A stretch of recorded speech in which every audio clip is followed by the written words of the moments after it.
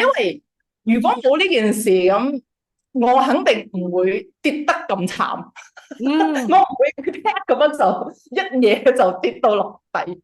係，咁跌到落谷底嘅時候，你就會開始反省，哇！我活咗大半世，我到底搞咩啊？嗯，我係咁揾錢，係咁努力，係咁向前衝，然之後，啪！誒，最愛嘅人咁啊，就熄燈啦。咁樣話，但其實我 feel 到喺你把聲入邊咧有啲內疚感。有啲嘅，講真係有少少嘅，即點係可能解咧？關你咩事咧？即係係係我知啫。係唔關我事。講真，佢人生係佢自己嘅，我係冇可能掌控到佢人生同埋佢嘅生命。呢樣嘢我100%明白，但係有時候所以我就會問你，身為一啲身邊嘅朋友或者一個導師，當你睇到有啲咁嘅症狀，即係 early symptoms。你會可以做到啲乜嘢？我知道好多時候我哋真係做唔到啲乜嘢。我冇可能稱鳩住條蛋散話去睇醫生啊！你老味，你唔睇醫生，我搏柒你噶。我冇可能做到呢個角色。雖然你口會咁講，你去唔去啊？唔去我斬你噶，即係做冇可能啦。我現實之中我了解我做唔到啲乜嘢，但係我有時候又會諗，如果嗰一刻我係有俾少少 attention。即係去喺呢個人嘅身上，因為佢講完嗰句説話之後，佢係失蹤咗，即係唔係失蹤啦？誒、冇再同我有太多嘅 communication，大概係2個星期左右。但係嗰2個星期我都覺得，即係第一個星期覺得佢可能要自己去反思又好，即係為自己安排佢下一步嘅人生又好，所以我係冇打擾呢個人嘅。但係到第二個星期，我忽然間唔知點解有嗰種感覺，我應該去佢屋企敲敲佢道門，問下佢，Hey what's up？即係 you still alive？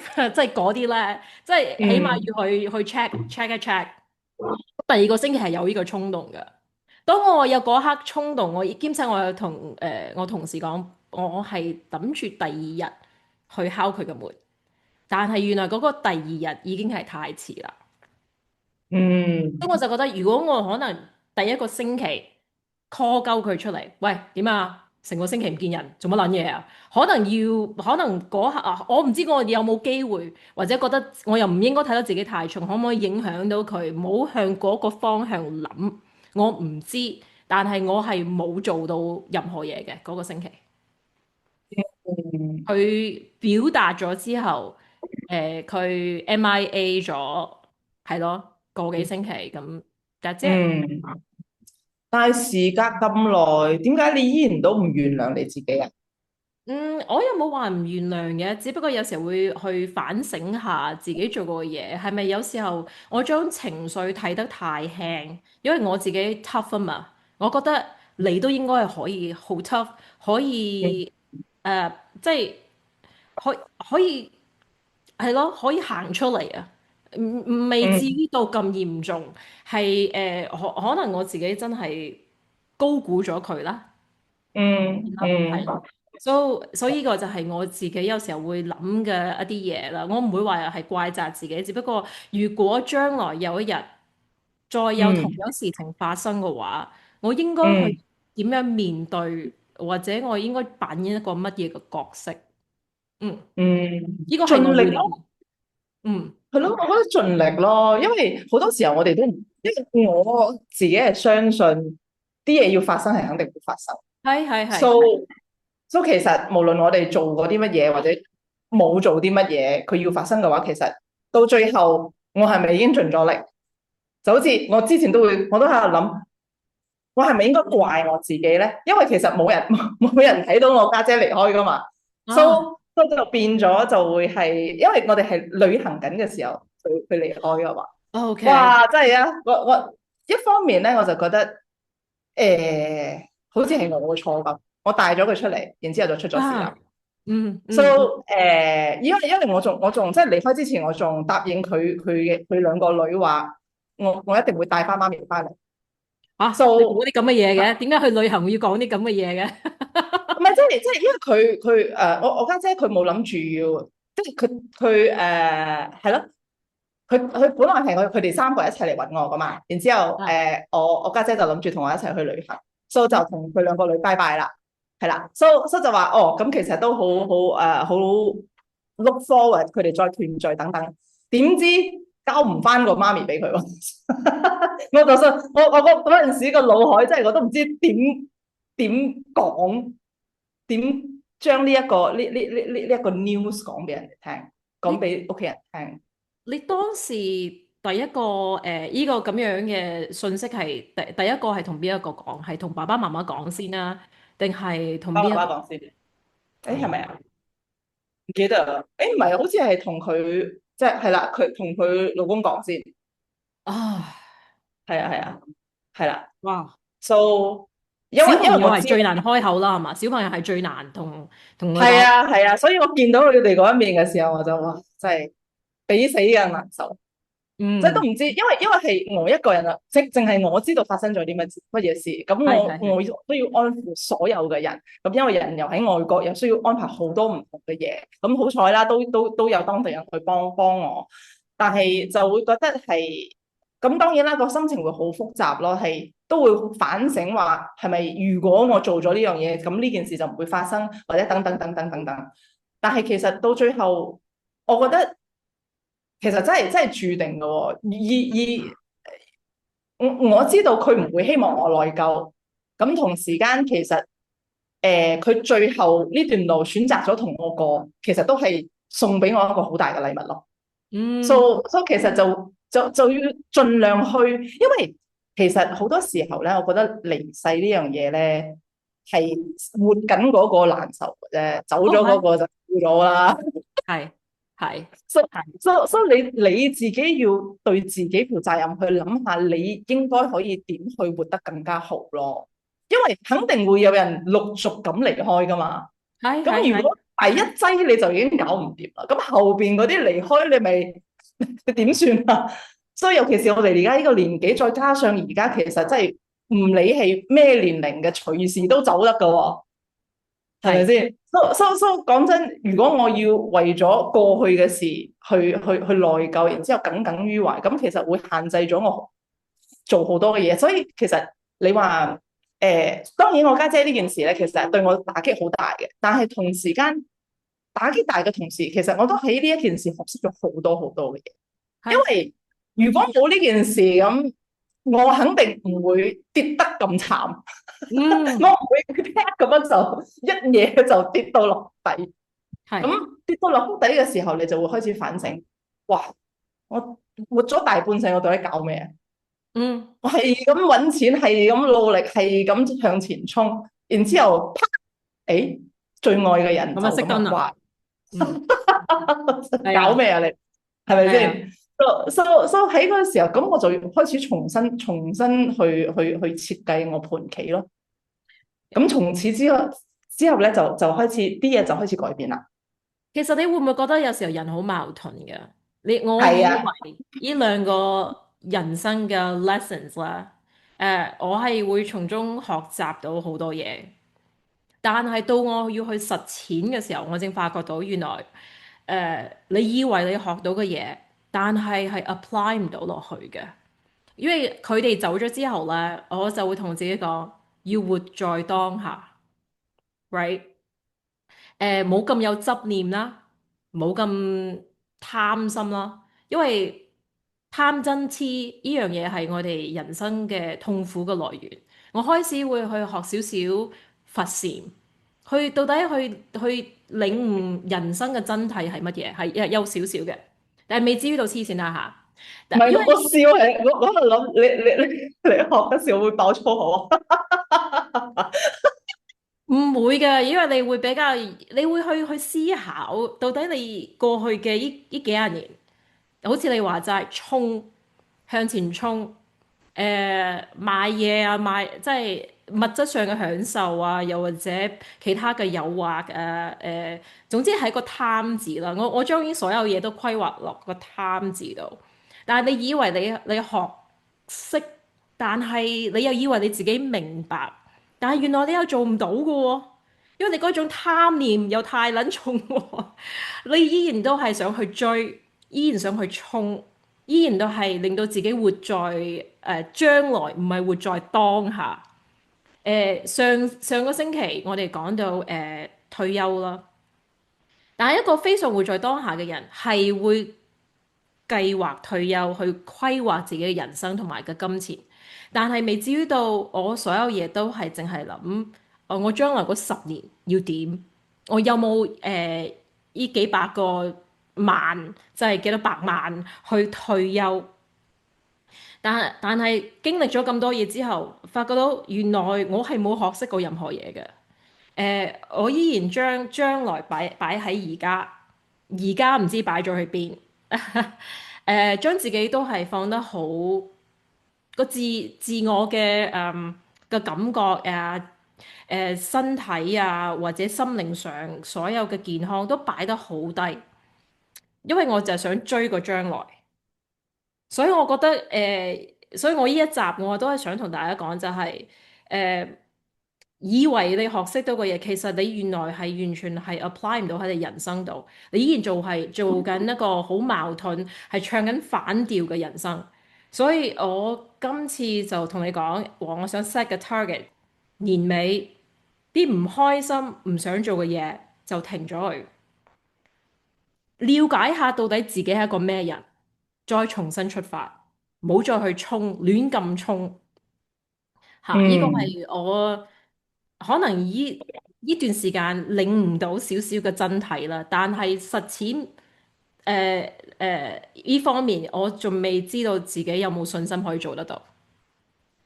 我有信心你可以做得到嘅，但係你係，可能需要暫時去離開你目前嘅環境，嗯，去吸收下啲新鮮嘅空氣。因為我覺得好多時候係因為我哋嘅環境造成即係我哋會默認呢個就係世界嘅呢一個遊戲規則，成個係世界都呢個係唯一嘅係係遊戲規則。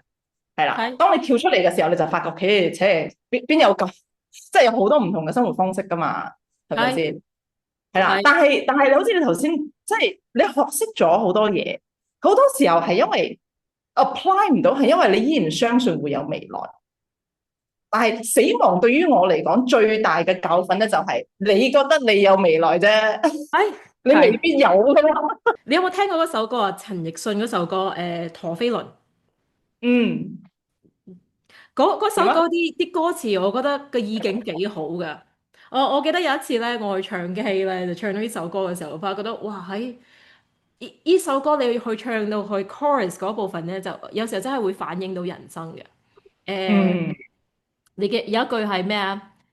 曾付出幾多心跳，來換取一堆堆的發票。你老味，當我睇到我台頭上啲發票，真係啱啊！真係原來你自己都仲係做緊咁嘅嘢嘅，真係你嘅人生真係有時候真係用啲咁嘅發票去堆砌出嚟嘅。所以係我話，到底我哋幾時先有嗰種大智慧去即係唔好去享受追求人生。咁多啲咁無謂嘅嘢？幾時先係，但係。已經係夠咧？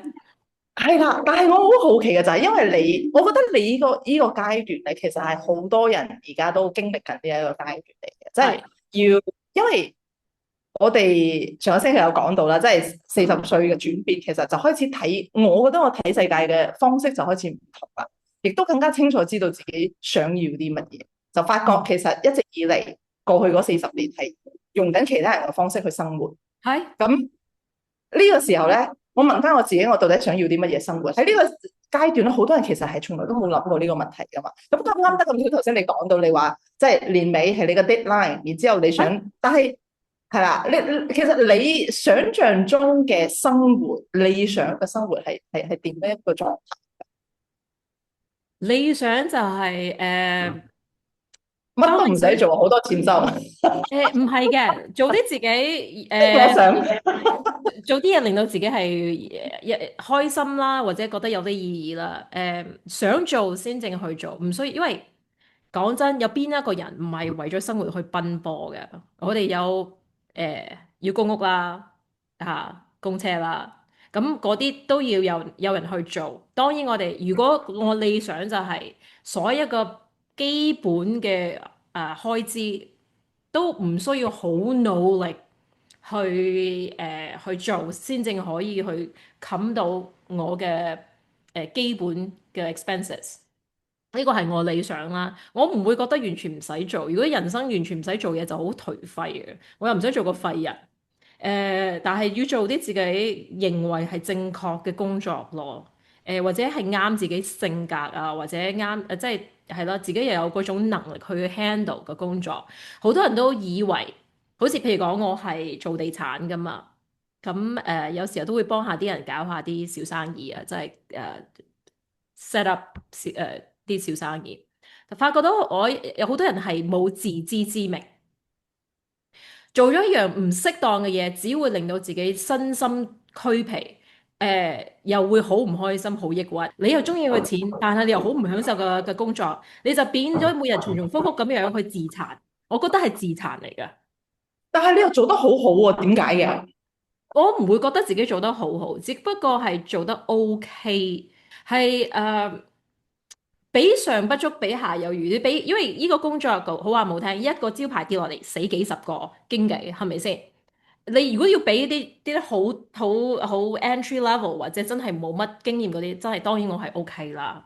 但係如果俾其他嗰啲一個月可以賣唔知幾多千萬嗰啲，當然我唔 OK 啦。